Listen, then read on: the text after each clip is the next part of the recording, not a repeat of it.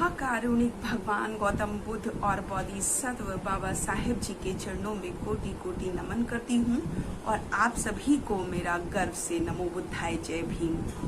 साथियों, जैसे कि हम सब जानते हैं कि हम बुद्धा एंड हिज धम्मा पर बात कर रहे हैं, तो आज हम चौथे भाग के चौथे अध्याय की बात करेंगे, जिसमें एक बोधिसत्व से सिद्धार्थ गौतम बुद्ध बन गए। आज हम इस पर बात करेंगे। तो मैं आपको बताना चाहूंगी कि सिद्धार्थ गौतम पहले बोधिसत्व थे, लेकिन बाद में वो बुद्ध बन गए।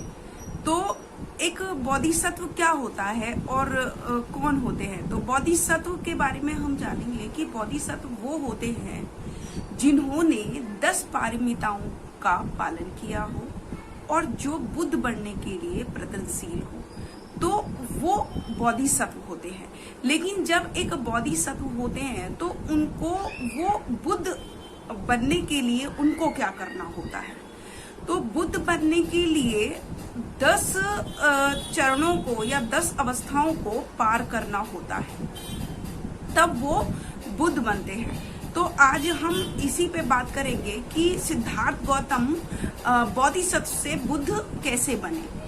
तो अगर पहले चरण की हम बात करते हैं, तो पहले चरण में उन्होंने मुदिता भूमि को प्राप्त किया, यानी कि प्रसन्नता को प्राप्त किया।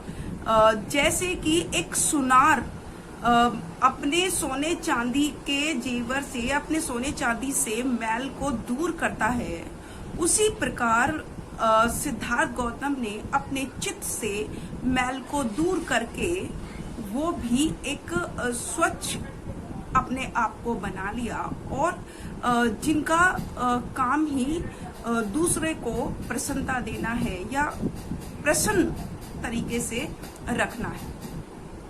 दूसरा जो चरण था, दूसरी अवस्था में उन्होंने ये प्राप्त किया, विमला भूमि को प्राप्त किया, यानी कि विशुद्धि को प्राप्त किया। इसमें क्या करना होता है कि इसमें पहले सारे काम वासनाओं को दूर करना होता है, उन पर नियंत्रण पाना होता है, और जब वो इनसे दूर हो जाते हैं, जब काम वासना को दूर कर देते हैं अपने आप से, तो वो कारुणिक हो जाते हैं, जिनका काम ही सभी प्राणियों को करुणा देना होता है।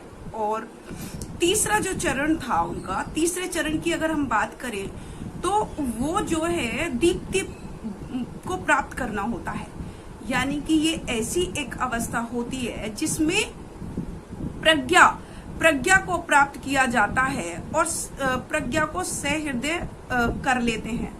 तो जो अनात्य और अनियमितता के सिद्धांत को समझ लेते हैं, वो प्रज्ञा, बस उनकी जो आकांक्षा होती है या उनकी जो पाने की जो इच्छा होती है, वो सबसे पहले प्रज्ञा को उच्चतम प्राप्त कर लेते हैं, जो त्याग की सबसे बड़ी क्या कहते हैं उसको, सबसे बड़ी त्याग करने के लिए जो तैयार हो जाता है, जो हर तरीके का त्याग कर देता है, वो तीसरी अवस्था होती है।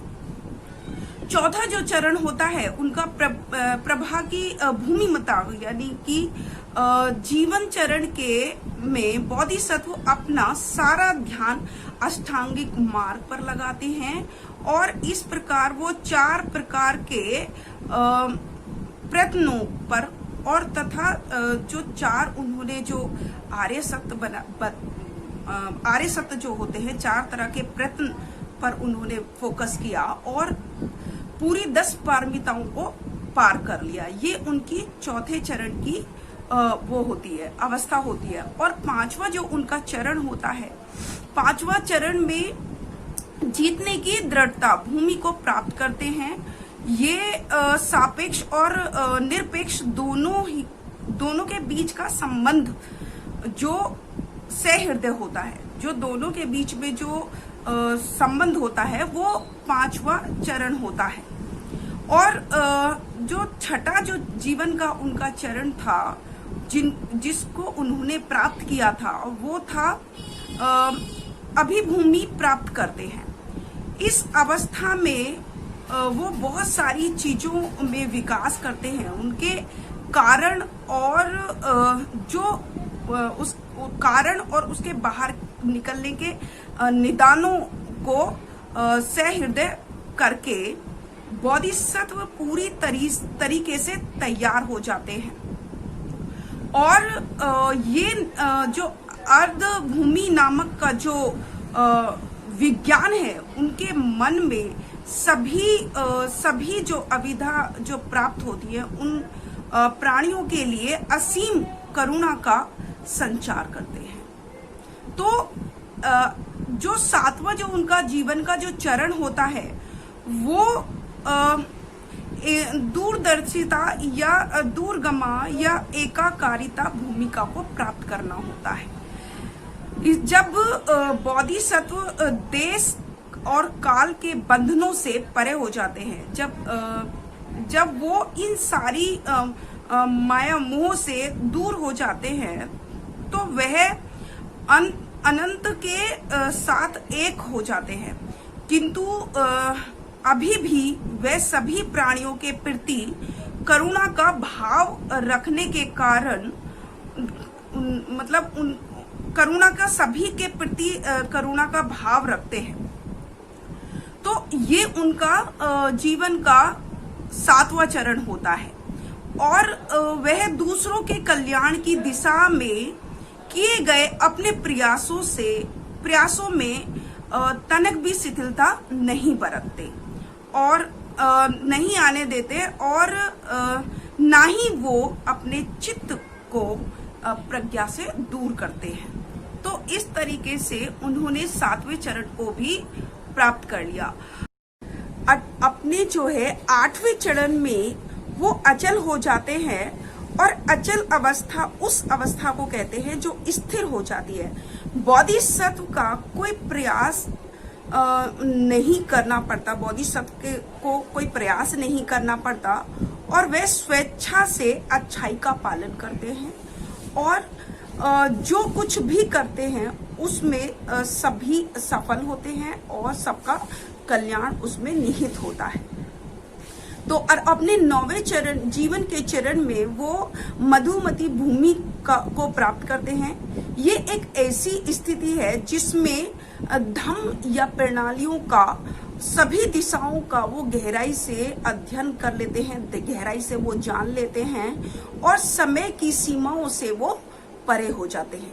ये उनके जीवन का 9वां चरण होता है। और 10वां जो चरण उनका जो जीवन का जो 10वां चरण है, वो बोधिसत्व धम्म मेघा बन जाते हैं। उस वक्त वो बोधिसत्व धम्म मेघा बन जाते हैं, और उन बोधिसत्व को बुद्ध की अपूर्ण दृष्टि प्राप्त हो जाती है। तो इस तरीके से उन्होंने अपने पूरे 10 चरणों को, जीवन के चरणों को बोधिसत्व से बुद्ध बनने के लिए उन्होंने पूरा किया। तो बोधिसत्व इन 10 बलों को प्राप्त कर लेते हैं जो बुद्धि होने के लिए आवश्यक होते हैं, या बोधि होने के लिए या बुद्ध बनने के लिए जो 10 चरण आवश्यक होते हैं, वो सिद्धार्थ गौतम उन 10 चरणों को प्राप्त कर लेते हैं। और एक ऐसी अवस्था में एक दूसरी अवस्था भी विकसित होने के लिए बोधिसत्व को न केवल 10 भूमियों को प्राप्त करना पड़ता है, बल्कि उन्हें 10 पारमिताओं का भी पूर्णता अभ्यास करना होता है, तब वो बोधिसत्व बन पाते हैं। एक जीवन चरण का अंत एक परिमिता की पूर्ति होती है, यानी कि एक जीवन का चरण अगर आप क्लियर करते हो, एक जीवन का चरण अगर आप वो पूरा करते हो, तो आपकी एक परिमिता पूरी होती है। जो कि बोधिसत्व तो 10 पारमिताओं का पालन करते हैं, लेकिन बुद्ध बनने के लिए जीवन के 10 चरणों का अभ्यास उनको करना पड़ता है और उनमें सफल होना पड़ता है, तब वो बुद्ध बनते हैं। तो इस तरीके से जो हमारे सिद्धार्थ गौतम हैं, वो जीवन के 10 चरणों को वो प्राप्त करते हैं, और उसके बाद वो बोधिसत्व से बुद्ध बनते हैं। तो आज का जो हमारा अध्याय है वो यही समाप्त होता है। कल फिर से एक नए अध्याय के साथ मैं शकुन बौद्ध आपके सामने उपस्थित होंगी सुबह 9 बजे SM न्यूज पर। तब तक के लिए अपनी वाणी को विराम देती हूँ। सभी को मेरी तरफ से गर्व से नमो बुद्धाय। जय भीम, जय भारत, जय संविधान।